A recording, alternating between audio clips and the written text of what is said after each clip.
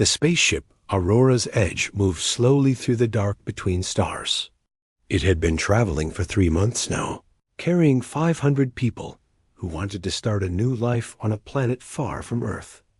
The ship was big and white, with blue lights along its sides that blinked like a heartbeat. Dr. Lisa Carter sat in her small lab, looking at numbers on her computer screen.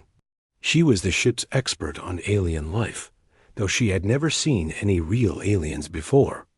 Nobody had. Lisa was 28 years old, with brown hair tied back in a ponytail and glasses that kept sliding down her nose when she worked. The numbers on her screen were strange.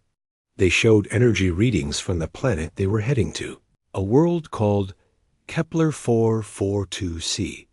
The energy was not normal. It was too strong and too organized to be natural. Lisa pushed her glasses up and called Captain Jake Morrison on the ship's communication system. Jake was a big man with gray hair and kind eyes who had been flying ships for 20 years. He answered. "Right away. What is it, Lisa?" Jake asked. "Captain, you need to see these readings," Lisa said. "There's something on the planet that's giving off massive energy signatures. It's not like anything in our databases." Jake was quiet for a moment. "Are you sure it's not just a storm or volcanic activity?" "No, sir. This is definitely artificial. Something made this energy pattern." Within an hour, Jake had put together a small team to go down to the planet's surface. Sam Rodriguez would fly them down in one of the smaller ships. Sam was the best pilot on the Aurora's Edge, a quiet man with steady hands who never got nervous, even in dangerous situations. Lisa would go with them to study whatever they found. Tony Blake, the ship's main engineer, would come too. Tony was young and always excited about new technology. He had red hair and freckles and talked fast when he got interested in something. Amy Foster would be their security officer. Amy was tough and smart, with short black hair and muscles from years of training. She carried weapons and knew how to use them, but she hoped they would not be needed. The 4 of them climbed into the small landing ship. Sam checked all the controls twice before starting the engines. The ship dropped away from the Aurora's Edge and began falling toward the planet below. Kepler 442c was a beautiful world, with blue oceans and green continents. White clouds swirled in patterns across its surface. It looked almost like Earth, which was why they had chosen it for their new home. "Energy readings are getting stronger," Lisa said, watching her instruments. "Whatever it is, it's big." Sam flew them toward the strongest energy signals. They found themselves approaching a large forest of tall trees with silver leaves. The trees looked almost like Earth trees, but they were taller, and their leaves made soft musical sounds when the wind blew through them. "There," Amy said, pointing out the window. "Do you see that?" Through the trees, they could see something that did not belong. It was a ship, but not like any human ship. The crashed vessel was partly buried in the soft earth, with one side torn, open like a metal flower. The ship's surface was smooth and curved, made of materials that seemed to change color as they looked at it. "It's beautiful," Tony whispered. "Look how it seems to glow from inside." Sam set their ship down in a clearing about 100 meters away from the crashed vessel. The 4 humans put on their protective suits and stepped out onto the alien world for the first time. The air smelled sweet, like flowers and rain. The gravity was almost the same as Earth's, so walking felt normal. The silver trees made their soft music all around them, but underneath that sound, they could hear something else. A low humming noise was coming from the crashed ship. "Stay close together," Amy said, checking her weapon. "We don't know what we might find." They walked slowly toward the crashed ship. Up close, it was even more amazing. The hull was not just one color, but seemed to shift between blue and purple and green, like oil on water. Strange symbols covered parts of the surface, glowing softly, with their own light. "The energy readings are off the charts," Lisa said, looking at her handheld scanner. "Whatever powers this thing, it's still active." They found an opening in the side of the ship where the hull had been torn away in the crash. Tony shined his flashlight inside, and they all gasped at what they saw. The inside of the ship was like a crystal cave. The walls were covered with what looked like gems, but the gems pulsed with soft light in rhythm with each other.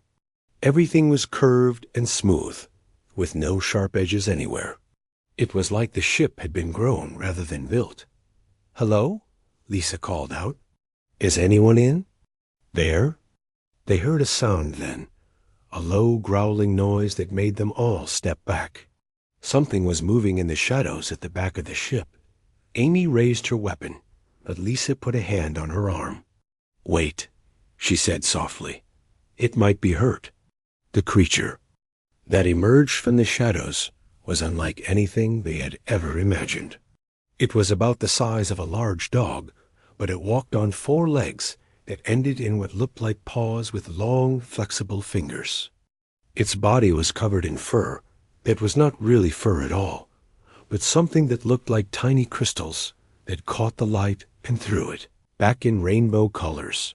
The creature's head was cat-like, but with large, intelligent eyes that seemed to hold ancient wisdom. Those eyes were currently filled with pain and suspicion as it looked at the 4 humans standing at the entrance to its ship. The creature was clearly hurt. It was limping badly on its front left limb, and that limb sparkled with what looked like electricity, but the sparks were weak and flickering like a dying battery. Lisa stepped forward slowly, her hands empty and visible. The creature watched her with those large, intelligent eyes. She could see fear there, but also curiosity. "Ouch! That must have hurt, you naughty creature," Lisa said softly, her voice gentle like she was talking to a hurt pet. "It looks like you hurt your paws." The creature tilted its head at her words, and something changed in its eyes. The fear was still there, but now there was something else too. Surprise, maybe. Or hope. Lisa knelt down and opened her medical kit. She had no idea if human medicine would work on an alien, but she had to try. The creature was clearly in pain, and Lisa could not stand to see any living thing suffer. She held up a small device that could scan for injuries. "Can I help you?" she asked. The creature looked at her for a long moment. Then, very slowly, it took a step toward her. None of them knew it yet, but this moment would change everything. Not just for them, not just for their ship full of colonists, but for the entire galaxy. The creature limping toward Lisa was a member of the most feared warrior race in known space, and it was about to tell them about a threat that made its own species look like gentle pets. But right now, all Lisa saw was a hurt animal that needed help, and that, more than any weapon or technology, would prove to be humanity's greatest strength. The creature watched Lisa with eyes that seemed to glow in the dim light inside the crashed ship. For several long minutes, nobody moved. The only sounds were the soft humming from the ship's damaged systems and the musical whisper of the silver trees outside. Lisa kept her hands steady as she held up the medical scanner. The device beeped softly as it examined the creature's injured limb. The readings were strange, showing energy patterns mixed with what looked like biological tissue. "It's okay," Lisa said in her gentlest voice. "I just want to help." The creature made a sound that was part growl and part something else, something almost like speech. Then the ship's computer systems began to light up around them. Panels that had been dark suddenly glowed with soft colors, and a voice spoke from speakers hidden in the crystal walls. "Translation protocol active," the voice said in perfect English. "Language analysis complete." Tony nearly dropped his flashlight. "It's talking to us," he whispered. The creature looked at Lisa and spoke. When it opened its mouth, the sounds that came out were like nothing they had ever heard, but the ship's computer translated the words immediately. "Why do you help?" the creature asked. Its voice through the translator was deep and careful, like someone choosing each word with great thought. "You do not know what I am." "You're hurt," Lisa said simply. "That's all I need to know." The creature studied her face for a long moment. Then it lay down on the crystal floor and extended its injured limb toward her. "I am called Stormclaw," it said. "In your language, this name means bringer of lightning in battle." Lisa began to work on the injured limb with her medical tools. The creature's body was amazing. What she had thought was fur was actually millions of tiny crystal fibers that conducted energy. The injured limb had been damaged in the crash, and the energy flow was blocked, causing pain. "I am Lisa," she said as she worked. "These are my friends Sam, Tony, and Amy. We come from a planet called Earth." "Earth," Stormclaw repeated the word slowly. "This name is not in my people's records. You are a new species." Amy stepped forward, her hand still near her weapon, but not threatening. "What are your people called?" "We are the Velfari," Stormclaw said. The translator made the name sound like wind through stone. "We are warriors. We have fought across the galaxy for 1,000 generations. No enemy has ever defeated us in battle." The humans looked at each other. A warrior race that had never been defeated sounded dangerous. Stormclaw seemed to understand their concern. "Do not fear me," it said. "I am injured and alone. And besides, I have learned that there are worse things in the galaxy than warriors." "What do you mean?" Sam asked. Stormclaw was quiet, while Lisa continued to work on its limb. The medical scanner showed that the energy blockage was clearing, and the creature seemed to be in less pain. "I was part of a great fleet," Stormclaw said finally. 12,000 ships, carrying the finest warriors of my people. We were sent to stop an enemy that threatened to destroy everything in the galaxy." "What kind of enemy?" Tony asked, his engineer's mind fascinated, despite the danger. "They call themselves the Devourers," Stormclaw said, and even through the translator they could hear the fear in its voice. "They are not alive as we understand life. They are machines that think, but they do not think like living beings. They consume everything. Planets, stars, entire civilizations. They take the matter and energy and add it to themselves, growing stronger with each world they destroy." Lisa finished her work on Stormclaw's limb. The crystal fibers were glowing normally now, and the creature flexed its paw with obvious relief. "Thank you," Stormclaw said. "The pain is gone." "You're welcome," Lisa said. "Now tell us more about these Devourers. How long have they been destroying worlds?" "No one knows," Stormclaw replied. "They are ancient. Older than any living species we know of. They move through space like a plague, consuming everything in their path. They have destroyed civilizations that spanned hundreds of worlds." Amy frowned. "If they're so powerful, why haven't we heard of them on Earth?" "Because they come from beyond the edge of the galaxy," Stormclaw explained. "They have been working their way inward for millions of years. Your Earth is young and far from their path. They would not have reached your world for many thousands of years." "Would not have?" Sam caught the past tense in Stormclaw's words. Stormclaw's crystal fur darkened to a deep purple color. The humans were learning that the creature's fur changed color with its emotions. "My fleet engaged the Devourers at the galaxy's edge," Stormclaw said. 12,000 ships crewed by the greatest warriors who ever lived. We had weapons that could crack planets and shields that had never been broken." The creature paused, and its fur shifted to an even darker color. "The battle lasted 6 hours," Stormclaw continued. "At the end, I was the only survivor. My escape pod was damaged and barely functional.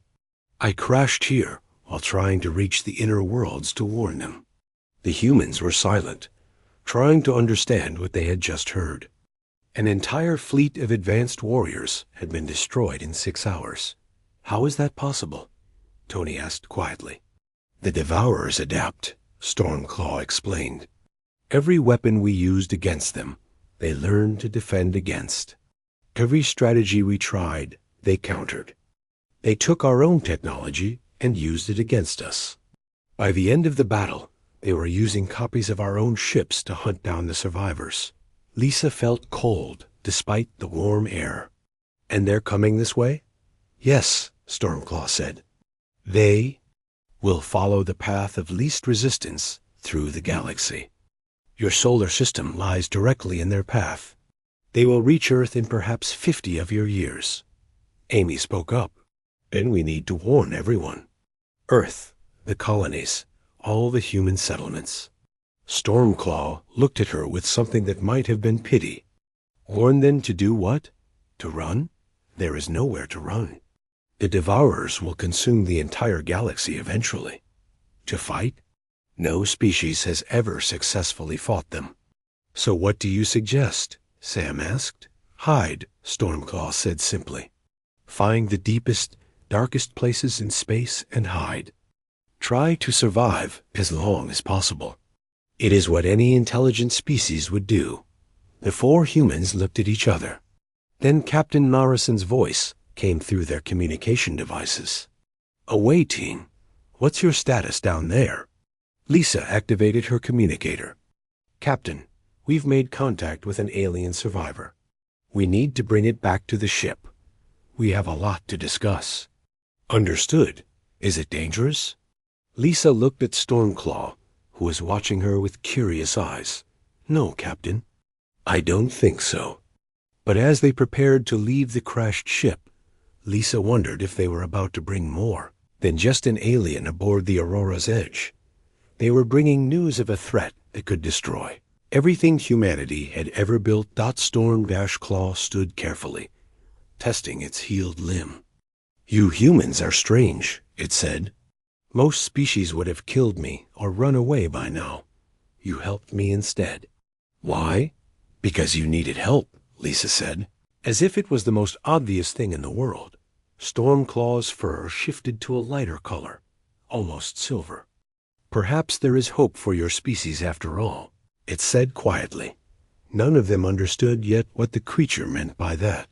But they would learn soon enough that sometimes the greatest strength comes from the simplest acts of kindness. The meeting room on the Aurora's Edge was packed with people. Captain Jake Morrison sat at the head of the long table, with Stormclaw beside him on a specially made cushion. The alien's crystal fur was a nervous blue-green color as dozens of human eyes stared at it. Lisa had spent 2 hours explaining everything to the ship's senior officers and department heads. Now the room was filled with teachers, farmers, engineers, doctors, and families who had come to start a new life among the stars. Instead, they were learning about an ancient enemy that could destroy their entire species. So let me make sure I understand this correctly, said Beth Adams, a former school teacher from Kansas. She was a small woman with gray hair and kind eyes, but her voice was steady and calm. These Devourer things are coming to destroy Earth and everything else in the galaxy. Yes, Stormclaw replied through the ship's translator system. They cannot be stopped. They cannot be reasoned with. They consume everything. And your people, these Velthari warriors, couldn't defeat them? Stormclaw's fur darkened. My people have conquered half the galaxy. We have weapons that can shatter moons, and armor that has never been pierced. The Devourers destroyed our entire fleet in hours. Beth nodded thoughtfully. Well, that does sound like a problem. Dr. Richard Hayes, the ship's chief medical officer, leaned forward. What exactly are we supposed to do about it? We're colonists, not soldiers. There is nothing to do, Stormclaw said. When a forest fire comes, the wise animals run. They do not try to fight the flames. Captain Morrison had been quiet during most of the discussion. Now he spoke up. How long do we have? The Devourers move slowly but steadily, Stormclaw replied. They will reach your Earth in approximately 50 Earth years. Perhaps less. 50 years, Morrison repeated. He looked around the room at all the faces staring back at him. That's enough time to warn Earth and prepare defenses. Stormclaw's fur flashed to a bright red color that everyone had learned meant surprise or shock. Captain Morrison, you do not understand. There are no defenses against the Devourers. They have consumed civilizations far more advanced than yours. Maybe, Morrison said calmly. But they've never fought humans before. The room went quiet. Stormclaw stared at the captain with its large, intelligent eyes. You cannot be serious. You would fight an enemy that destroyed the greatest warriors in the galaxy? Do we have a choice? Morrison asked. Tony Blake, the young engineer, suddenly sat up straighter. Actually, we might have advantages the Velthari didn't have. What do you mean? Lisa asked. Tony's eyes were bright with excitement. Think about it. The Devourers adapt to whatever they face, right? They learn from each battle and get stronger. But they've been fighting the same kinds of enemies for millions of years. Advanced warrior races with honor codes and traditional battle tactics. Your point? Dr. Hayes asked. We're not warriors, Tony said. We're colonists. Farmers, teachers, engineers, families. We don't fight fair. We don't have honor codes. We improvise and use whatever works. Stormclaw's fur was shifting through several colors rapidly. You are suggesting that your weakness might be a strength? Not weakness, Beth Adams said firmly. Difference. When I was teaching school, I learned that sometimes the students who struggled with traditional methods found completely new ways to solve problems. Over the next few days, something amazing happened aboard the Aurora's Edge. The humans began to prepare for war, but not like any war Stormclaw had ever seen. Instead of building traditional weapons, Tony Blake and his engineering teams started converting mining equipment into combat systems. They took tools meant for digging through rock and modified them to punch through armor. They turned construction drones into flying bombs. This is madness, Stormclaw said, watching Tony work on a machine that had once been designed to process. Or, these are not weapons of war. No, Tony agreed cheerfully. They're better. The Devourers won't know what to expect, because we don't know what to expect either. Dr. Lisa Carter set up a new laboratory where she worked day and night studying Stormclaw's biology and technology. She was trying to understand how the Devourers' adaptation systems worked. If they learn from every battle, she explained to Stormclaw, then they must have some kind of memory system.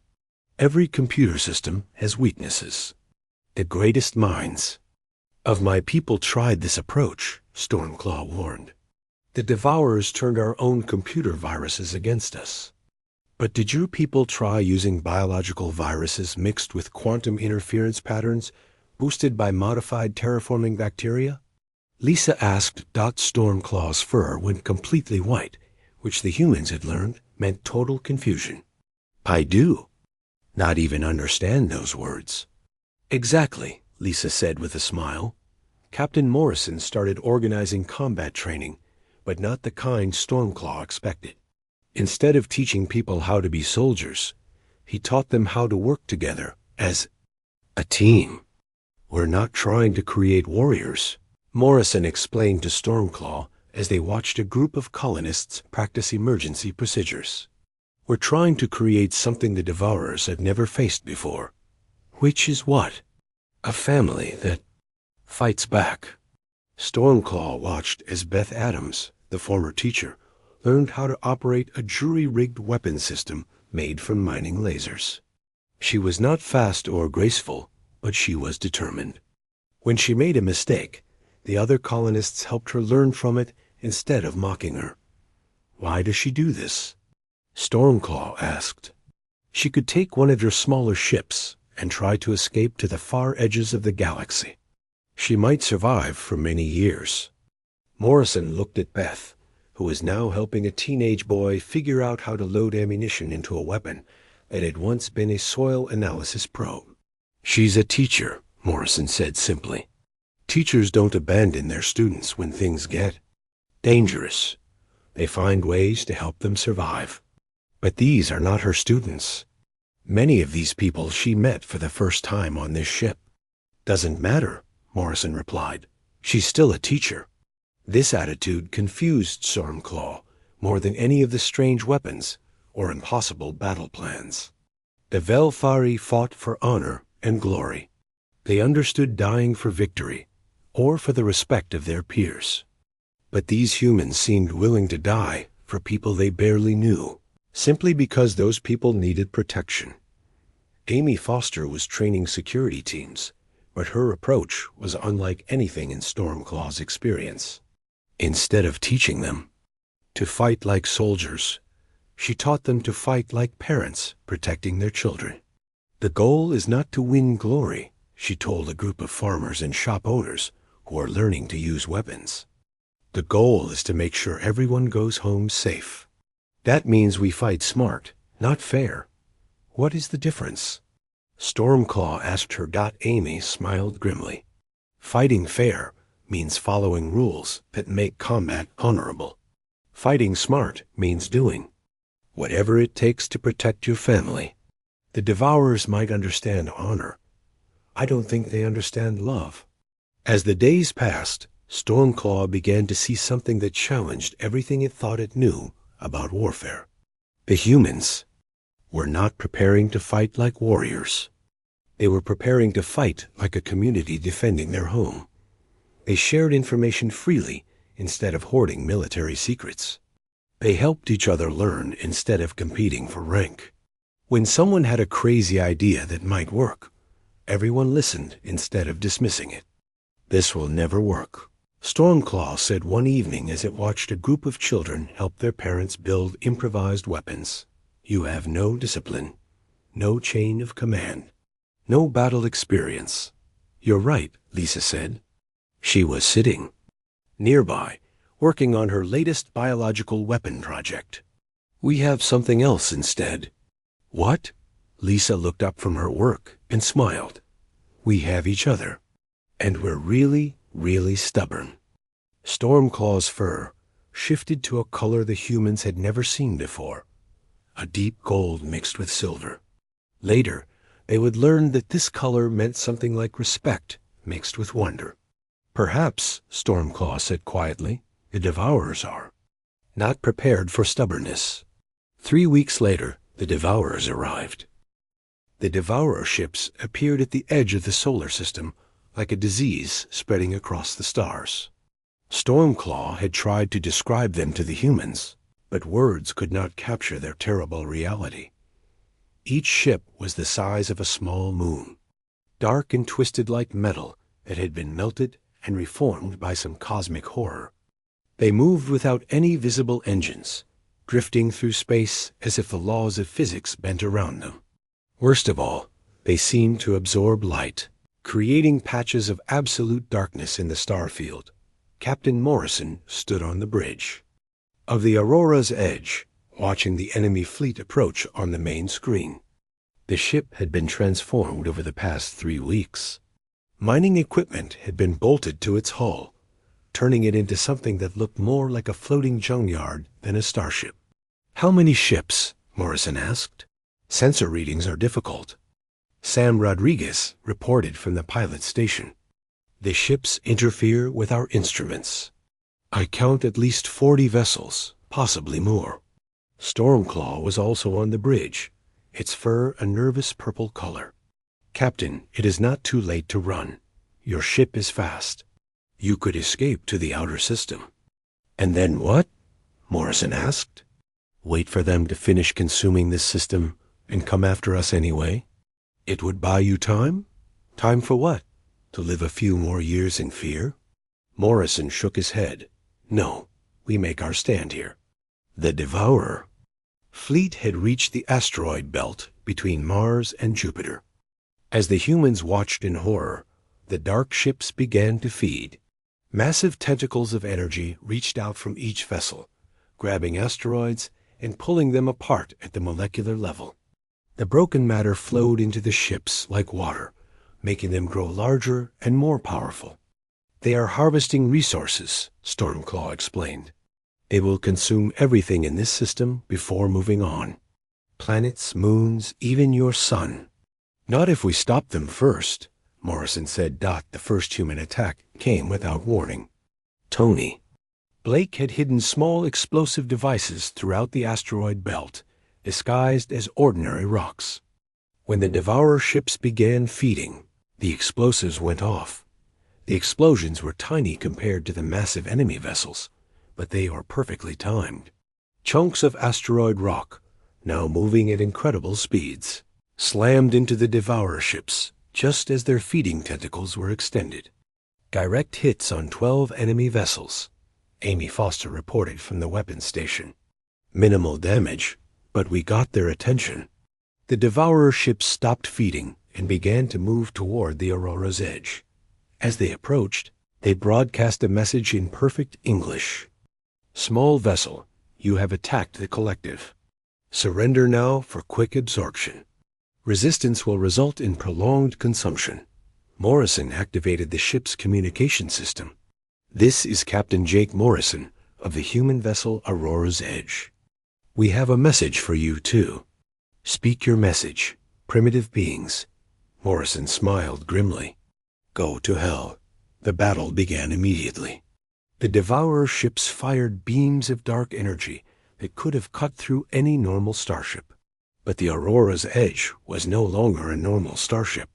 Sam Rodriguez threw the ship into a wild spinning dive that took it between two asteroid clusters.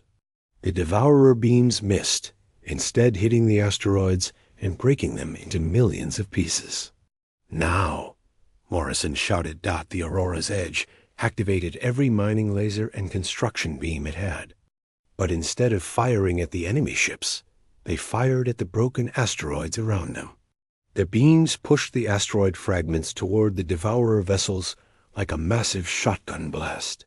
Clever, Stormclaw admitted, watching the tactical display. You are using their own weapons to create ammunition.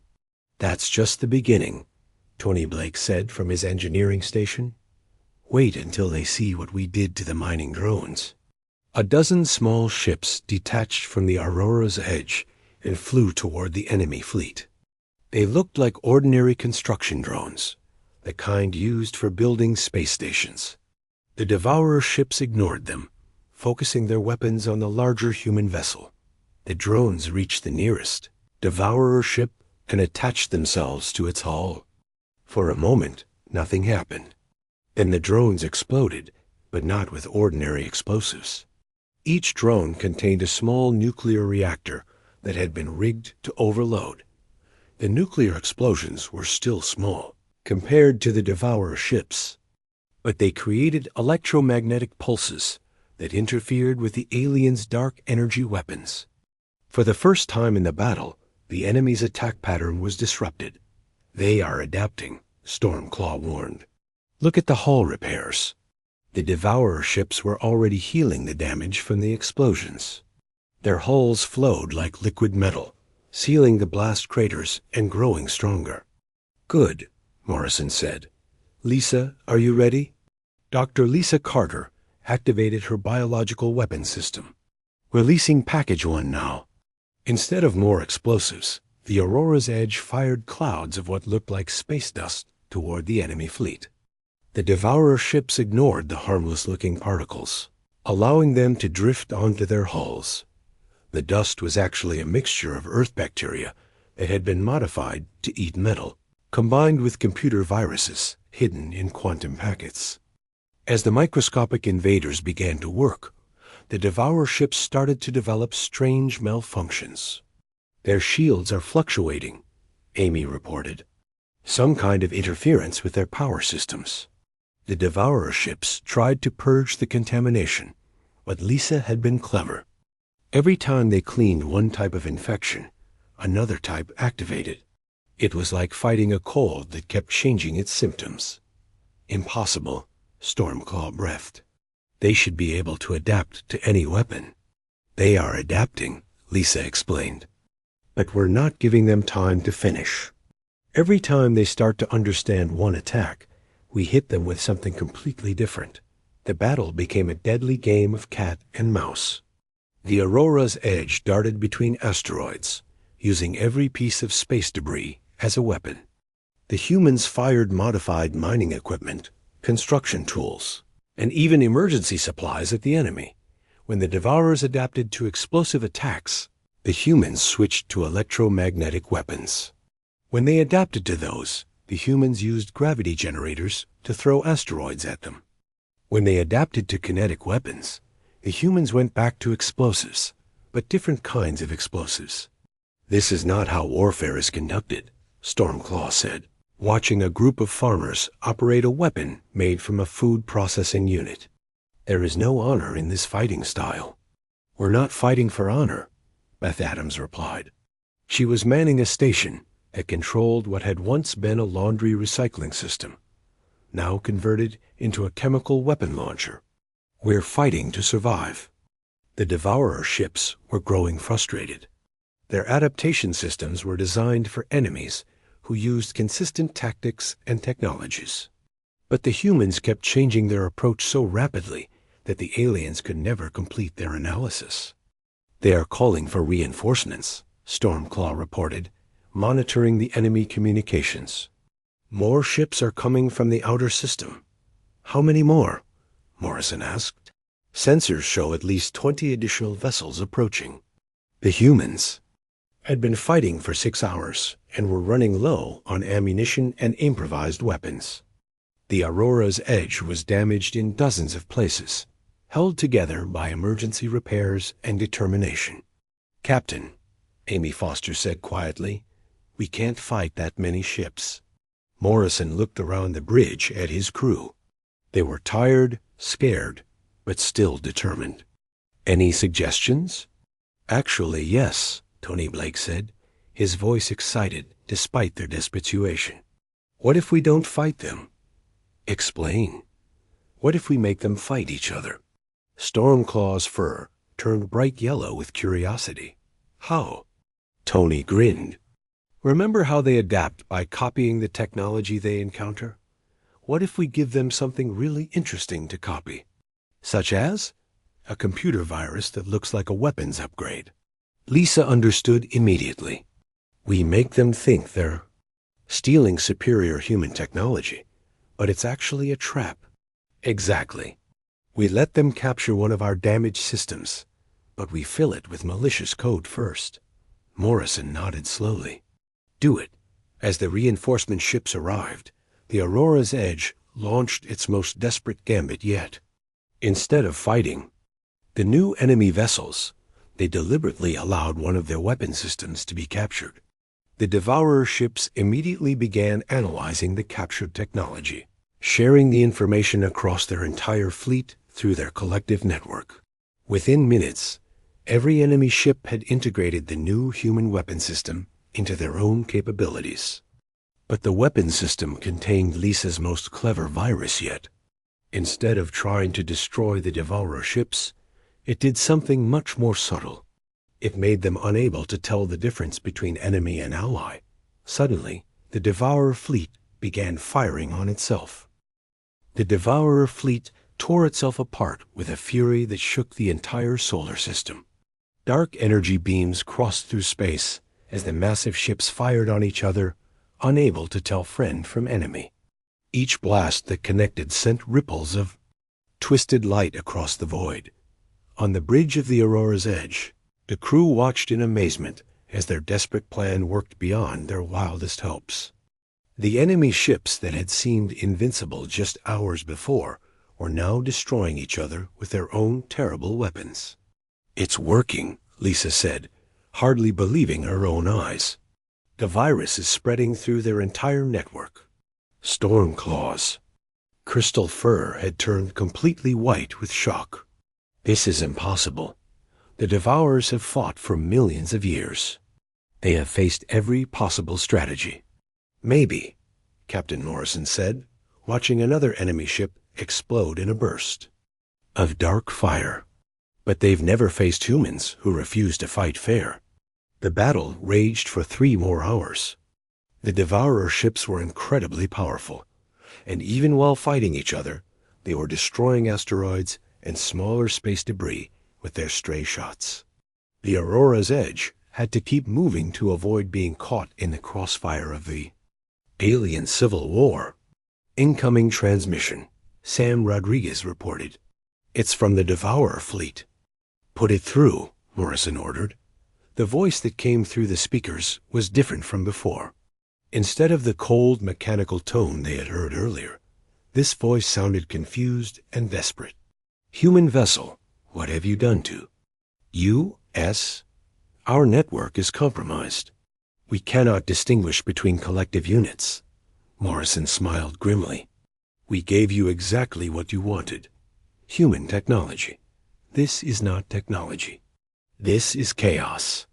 Welcome to humanity, Morrison replied. Fighting continued, but the humans were no longer passive observers. Tony Blake had been working frantically to modify their remaining weapons while the enemy was distracted. Captain, I've got something, Tony announced. The Devourer's adaptation system works by sharing information between ships. But right now, they can't trust their own network because of our virus. What does that mean for us? It means they're vulnerable to attacks they've already adapted to. They can't share the defensive information because they don't know if it's real or part of our virus. Amy Foster understood immediately. So if we hit them with the same type of attack twice, they might not be able to defend against it the second time. Exactly. Their greatest strength has become their greatest weakness. The Aurora's Edge rejoined the battle, but this time with a completely different strategy. Instead of constantly changing their attack patterns, the humans began using the same weapons over and over again. Mining lasers that had been adapted earlier in the fight were pulled out of storage and used again. The nuclear-rigged drones that had worked before were rebuilt and launched at the confused enemy ships. This should not work, Stormclaw said, watching as human weapons that the Devourers had already adapted to begin causing damage again. They have already learned to defend against these attacks. They have the knowledge, Lisa explained, but they can't trust it. Every time they try to access their defensive systems, they have to wonder if it's real information or part of our virus. The psychological effect on the Devourer fleet was devastating. These ancient machines had operated for millions of years with perfect confidence in their collective intelligence. Now they were second-guessing every decision, unable to trust. Their own systems dot as the battle continued. Something else began to happen. The Devourer ships started to separate from each other, moving away from the main fleet. The virus had not just made them unable to tell friend from enemy. It had made them paranoid about their own network. They're isolating themselves, Amy observed. Each ship is trying to operate independently. But they were designed to work as a collective, Stormclaw said. Individual Devourer ships are powerful, but not invincible. They depend on shared intelligence and coordinated attacks. Morrison saw the opportunity immediately. All hands, prepare for final assault. We're going to take them down one ship at a time. The Aurora's Edge moved through the scattered enemy fleet like a shark among wounded fish. The humans attacked the isolated Devourer ships with everything they had left. Mining equipment, construction tools, modified food processors, and even emergency supplies were thrown at the enemy. Each Devourer ship fought alone, cut off from the collective intelligence that had made them seem unstoppable. Some tried to adapt to the human attacks, but without being able to share information with other ships, they had to start their analysis from the beginning each time. Ship number 12 is down, Amy reported as another Devourer vessel exploded. That leaves 8 active ships in this sector. What about the others? Morrison asked. The ships that separated from the main group are still fighting each other in the outer system. Sam replied. Our virus is still spreading through their network every time they try to communicate. Dr. Lisa Carter had been monitoring the enemy. Communications. Captain, I'm picking up something interesting. The remaining ships are trying to purge their entire database to get rid of our virus. What does that mean? It means they're erasing millions of years of accumulated knowledge to try to save themselves. They're becoming less advanced with every passing minute. Stormclaw's fur shifted to a golden color that the humans had learned meant amazement. They are destroying themselves to escape your trap. In all my people's history, we never forced an enemy to abandon their own advantages. The final phase of the battle was almost anticlimactic. The remaining Devourer ships, stripped of their collective intelligence and most of their advanced capabilities, were no match for the determined humans and their improvised weapons. One by one, the dark ships fell to mining lasers and construction drones. The ancient terror that had consumed countless civilizations was being destroyed by farmers and teachers, using tools meant for building homes and growing food. Last ship is down, Amy announced as the final Devourer vessel exploded in a burst of dark energy. All enemy contacts destroyed or disabled. The bridge of the Aurora's edge went completely silent. After hours of battle noise and shouted orders, the quiet felt strange and unreal. Is it over? Beth Adams asked over the communication system from her position at the weapons station. Morrison looked at the tactical display, which showed nothing but debris and the scattered remains of what had once been an invincible fleet. Yes, he said slowly. It's over. Cheers erupted throughout the ship as the news spread. In the corridors and workspaces of the Aurora's edge, colonists hugged each other and cried with relief. They had faced the ultimate nightmare and somehow survived. Stormclaw sat quietly on the bridge, its fur cycling through colors that had no names in any human language. Finally, it spoke. My people were the greatest warriors in the galaxy, Stormclaw said. We had fought for 1,000 generations and never known defeat. We had weapons that could shatter worlds and armor that had never been pierced. The creature paused, looking at the humans who had just accomplished the impossible. But we fought like warriors, Stormclaw continued, with honor and tradition and pride. You fought like something else entirely. What did we fight like? Lisa asked. Stormclaw's fur settled into a deep, warm gold color, like a family protecting their home. And that, it seems, is something the galaxy has never seen before. In the days that followed, as the Aurora's edge began repairs, and the crew started to process what they had accomplished, messages began arriving from across the solar system. Earth had detected the battle and was sending investigation ships. Other human colonies were asking for details about the fight, but perhaps the most important message came from deep space, on frequencies that no human had ever used before. It was from other alien species who had been hiding at the edges of the galaxy, afraid to reveal themselves while the Devourers remained a threat. For the first time in millions of years, the galaxy was free. And it was free because a group of humans had looked at an impossible situation and decided to fight anyway. Not for glory or honor, but simply because someone needed to. The age of the Devourers was over.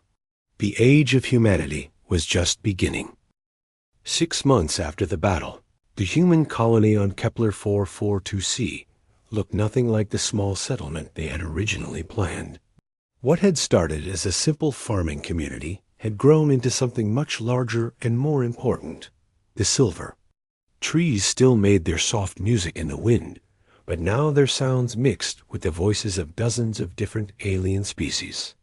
The colony had become a meeting place for beings from across the galaxy, all coming to see the humans who had done the impossible. Stormclaw walked through the main settlement, its crystal fur a contented blue-green color.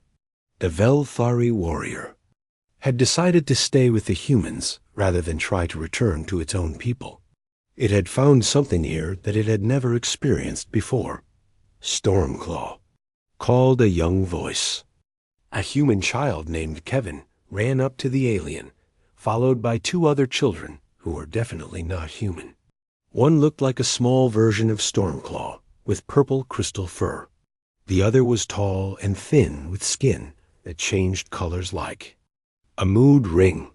"Hello, little ones," Stormclaw said, using the gentle tone it had learned from watching Dr. Lisa Carter. "Have you finished your lessons with Teacher Beth?" "Yes," Kevin said excitedly. "She taught us about Earth animals today. Did you know that humans used to have pets that were kind of like you?" The small alien that looked like Stormclaw made a sound that might have been laughter. "My parents says the Velthari are not pets," it said in a voice like tinkling crystals. "Of course not," Stormclaw replied seriously. "But it is interesting that humans have always shared their homes with other species. Perhaps that is why they were so quick to help me."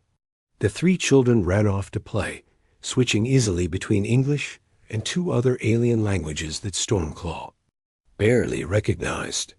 Watching them, the warrior felt something it had never experienced before: hope for the future. "Still amazed by the children?" asked Dr. Lisa Carter, walking up beside Stormclaw. She was carrying a medical bag and looked tired but happy. "They learn so quickly," Stormclaw replied. "In my culture, young ones train for decades before they can speak to other species. These children treat it as a game. Kids are good at that," Lisa said. "They don't know what's supposed to be impossible, so they just do it anyway." They walked together toward the colony's new medical center. It had been built to accommodate dozens of different alien physiologies, and Lisa had become something like a universal doctor, treating everything from crystal-based life forms to beings made of living gas. "How is the patient from the Andridi delegation?" Stormclaw asked. "Much better," Lisa replied. "Turns out their species gets something like a common cold from Earth bacteria, but it's easily treatable once you know what to look for. The funny thing is, they're immune to diseases that would kill most other species, but a simple Earth virus laid them flat." "Every species has different strengths and weaknesses," Stormclaw observed. "Exactly. That's why diversity is so important. The more different types of thinking we have, the better we can solve problems." They passed the colony's new communication center, where Captain Morrison and his team were in constant contact with Earth and other human settlements. News of the victory over the Devourers had spread quickly, and humanity was no longer alone in the galaxy. "Captain Morrison," Stormclaw called out as they approached. "Any news from the outer systems?" Morrison looked up from a star chart covered with new symbols. "Good news, actually. 3 more species made contact today. They've been hiding in distant systems for thousands of years, afraid to show themselves while the Devourers were active. And now? Now they want to trade, share technology, maybe even establish colonies near human space. Apparently, everyone wants to be friends with the species that defeated the galaxy's greatest threat." Stormclaw's fur shifted to a thoughtful silver color. "They do not understand, do they? You did not defeat the Devourers because you are the strongest species." "No," Morrison agreed. "We defeated them because we're stubborn, and we don't give up when someone needs help. Will you try to explain this to the new species?" Morrison smiled. "I think it's better if they figure it out for themselves. Actions speak louder than words." As if to prove his point, a commotion arose from the colony's central square. Stormclaw and the others hurried over to see what was happening. In the square, Beth Adams was kneeling next to a small alien creature that looked like a cross between a turtle and a flower. The creature was obviously hurt, with one of its petal-like appendages torn and leaking a fluid that might have been blood. "Ouch! That must have hurt, you naughty creature," Beth was saying in the same gentle tone Lisa had used with Stormclaw 6 months ago. "It looks like you hurt your appendage." The alien creature looked up at Beth with eyes that were filled with pain and fear. It had just arrived with a delegation from the Zephyri Collective, a species that had been hiding in the outer rim for centuries. "Easy," Beth said softly, opening her first aid kit. "I know I'm not a doctor like Lisa, but let me see what I can do to help." Stormclaw watched as Beth carefully examined the creature's injury, talking to it in the same calm voice she used with her human students. The alien gradually relaxed as it realized that this strange human was trying to help, not hurt. "You see?" Stormclaw said quietly to Captain Morrison. "This is why the Devourers could not defeat you. Every human I have met responds this way to suffering. You cannot see pain without trying to ease it. Is that so unusual?" "In my experience, yes. Most species help their own kind, and perhaps their allies. But humans seem to help anyone who needs it, even potential enemies." Dr. Lisa Carter arrived with the medical equipment and took over treating the injured alien. But Beth stayed nearby, continuing to offer comfort and reassurance. "Thank you," the alien creature said in broken English as Lisa finished bandaging its injury. "We were told humans were dangerous. Warriors who destroyed the Devourers." "We did fight the Devourers," Beth replied, "but only because they were hurting people. We don't like it when anyone gets hurt." The alien's flower-like petals shifted to brighter colors, which Stormclaw recognized as a sign of happiness in their species. "You are not what we expected." "What did you expect?" Beth asked. "Conquerors. Beings who would demand tribute for saving the galaxy." Beth laughed. "We didn't save the galaxy for payment. We saved it because it needed saving." Over the following weeks, more and more alien species visited the human colony.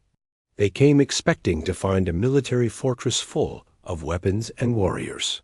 Instead, they found farmers teaching alien children how to grow earth vegetables, engineers helping other species repair their ships, and doctors treating anyone who needed medical care. The pattern was always the same.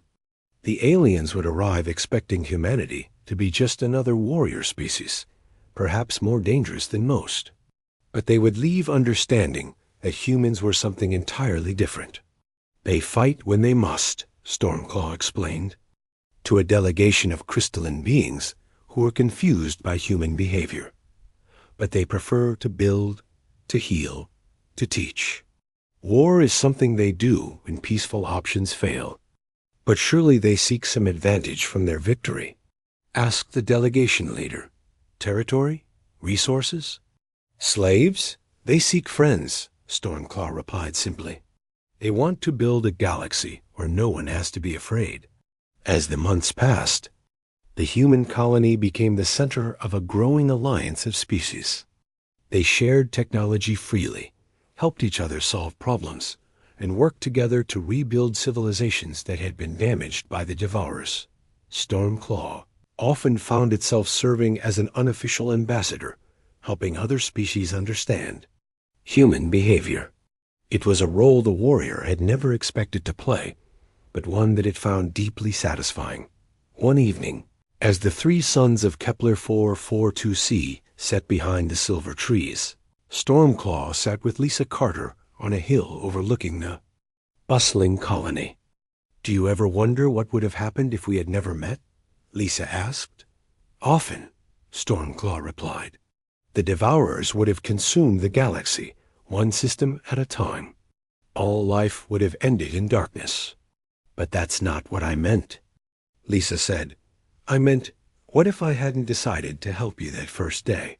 What if I had been afraid, or if Amy had convinced us you were too dangerous?" Stormclaw's fur shifted to the deep gold color that meant profound thought. "Then you would not have been human," it said finally. "What do you mean?" "I have watched your species for months now. I have seen farmers become warriors, teachers become strategists, children become ambassadors. But in all that time, I have never seen a human walk away from someone who needed help." Lisa smiled. "We're not perfect, We make mistakes, we get scared. We sometimes do the wrong thing, perhaps. But when you see pain, you reach out to ease it. When you see fear, you offer comfort. When you see injustice, you fight to correct it. These are not learned behaviors for humans. They are who you are. In the distance, they could see the lights of the colony, where dozens of species were working together to build something new. The age of hiding and fear was over. The age of cooperation and hope had begun, and it had all started with a simple act of kindness toward a hurt and frightened creature, and 5 words that had changed the galaxy. It looks like you hurt your paws.